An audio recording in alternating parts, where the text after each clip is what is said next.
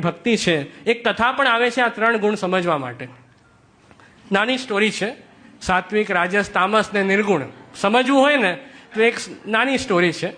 એક વ્યક્તિ હોય છે, એ જંગલમાં જાય છે.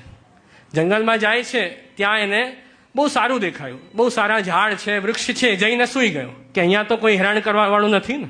ઘરે તો બધા ટોક ટોક કરે, અહીંયા તો કોઈ નથી. જંગલમાં જઈને સૂઈ ગયો. મજા આવી એને કે વાહ કેટલો આનંદ આવ્યો.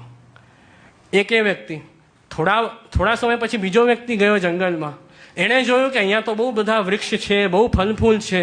તો એ વ્યક્તિએ શું કર્યું, લાકડો કાપ્યો, ફલફૂલ લીધા અને બહાર વેચવા ગયો માર્કેટમાં. બીજો વ્યક્તિ એવો હતો. ત્રીજો વ્યક્તિ આવ્યો જંગલમાં. આવીને જ એને વિચાર થયો કે અહીંયા તો કેટલી શાંતિ છે, કેટલી શાંતિ છે, અહીંયા બેસીને પ્રભુનું ધ્યાન કરો તો કેટલું સારું. એમ બેસીને પ્રભુનું ધ્યાન કરવા લાગ્યો. 3 વ્યક્તિ આવ્યા. ચોથા વ્યક્તિ આવ્યા જંગલમાં. એમણે જોયું કે અહીંયા ફલફૂલ છે, કેટલા સારા છે, ઠાકોરની સેવામાં વિનિયોગ કરાવી દઉં તો ભગવત સેવા માટે ત્યાં વસ્તુઓ ત્યાંથી લઈ ગયા.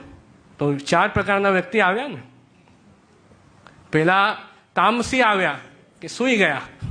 બીજા રાજસી આવ્યા કે જેને વિચાર થયો કે આનાથી મારું શું ફાયદો, ઈચ્છા પ્રગટ થઈ, સ્વાર્થ પ્રગટ થયો તો એમણે ફાયદો પોતાનો કરી લીધો. ત્રીજા સાત્વિક આવ્યા કે જેણે ભગવત ધ્યાન કર્યું, પ્રભુના સ્વરૂપનું જ્ઞાન પ્રાપ્ત કર્યું, એ સાત્વિક જીવ આવ્યા. અને નિર્ગુણ જે છે એ તો સીધા ભગવત સેવામાં એમણે સર્વ સમર્પણ કર્યું, ભક્તિમાં નિર્ગુણ થયા. તો એમ બધા ગુણ આપણે આ પ્રકારે સમજવા જોઈએ. તો એમ ભગવદ્ ગીતાનો 14મો અધ્યાય પણ આપણે આજે સંપૂર્ણ કર્યો.